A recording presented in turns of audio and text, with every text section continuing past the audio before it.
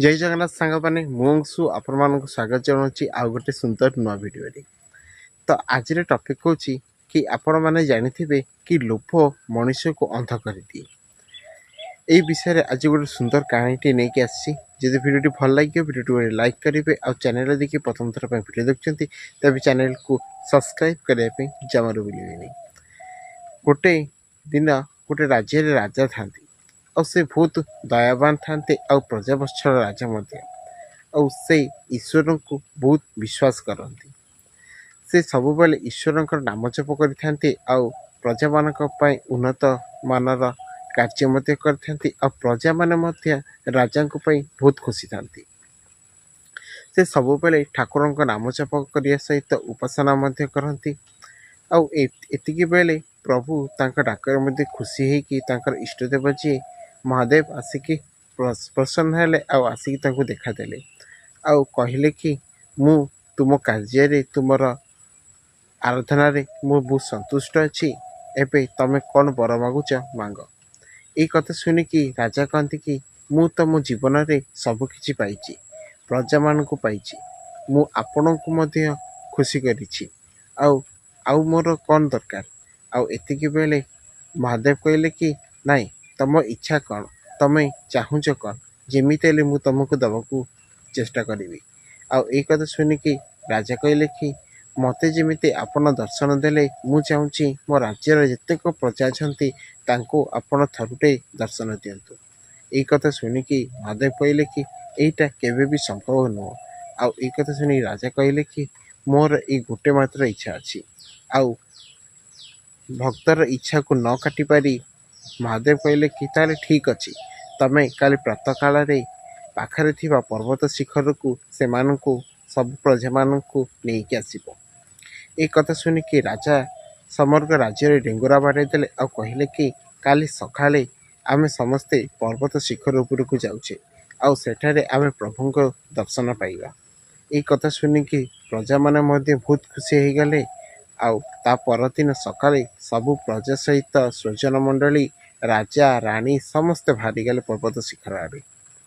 जमीती किछि बाट जाइछंती पाखरे देखिले गोटे साइड्रे गोटे तंफार मुद्रा गोटे पर्वत अच्छी ताकू देखिकी किछि प्रजा मन में आसक्ति भाव जारी है आउ इच्छा है नमापाई से किछि प्रजा कौन कले से दिगरे दौड़ी पलैले आउ से तंभा मुद्रा को गोटे कि गंठुली रखिदे। ये कथा देखिए राजा बहुत विरक्ति हेले और कहले कि तुम ये कौन कर तुम तो ईश्वर को देखा जाता आउ तुलन कौन आर दाम बेसी।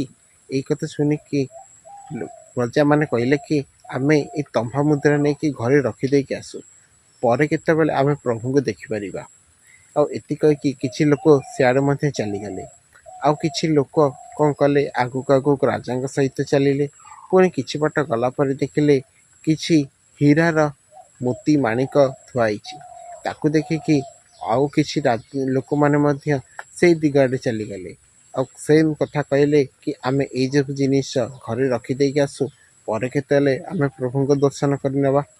एमिति पुणी किछि बाट गला परे राजा आउ रानी आउ समस्त प्रजा सबू रही पछरे रही जाइछंती।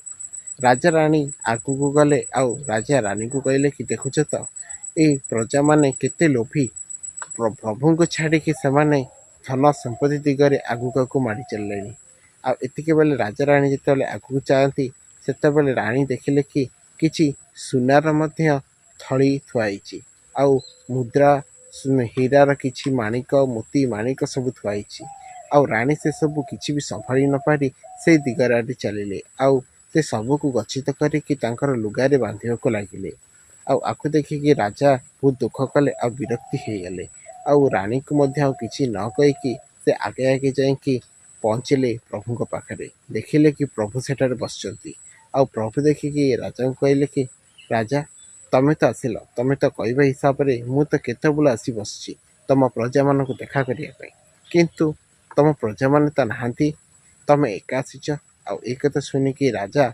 मुह को तलू करके लज्जित हो गले आउ कहले कि से माने केही भी आसिलेनी। से समय महादेव कहले कि जी धन संपत्ति आसक्ति भाव नहीं कि आसी थाए ना ताकू मु केबे भी देखा दिएनी ସେମାନେ ତ ଧନ ସମ୍ପତ୍ତି ଘରକୁ ଛାଡ଼ି ପାରୁନାହାନ୍ତି।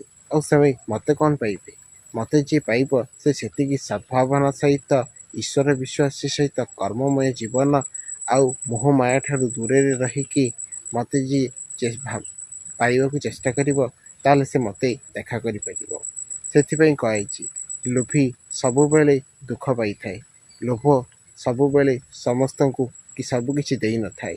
ତମର ଈଶ୍ୱରଙ୍କ ପାଖରେ ଯଦି ଲୋକମାନେ ଯାଇକି ପହଞ୍ଚିଥାନ୍ତେ, ହୁଏତ କିଛି ଅଧିକ ପାଇପାରିଥାନ୍ତେ, କିନ୍ତୁ ସେମାନେ ଧନ ସମ୍ପତ୍ତିକୁ ଦେଖିକି ମୋହରେ ପଡ଼ିଗଲେ ଆଉ ସବୁ ସିଆଡ଼େ ଚାଲିଗଲେ। ତ କାହାଣୀ ଆପଣମାନଙ୍କୁ କେମିତି ଲାଗିଲା ନିଶ୍ଚିନ୍ତ କମେଣ୍ଟ ବକ୍ସରେ ମତାମତ ଦେଇ ଜଣାଇବେ। ଯଦି ଭିଡ଼ିଓଟି ଭଲ ଲାଗିଥିବ ଭିଡ଼ିଓଟିକୁ ଲାଇକ୍ କରିବେ।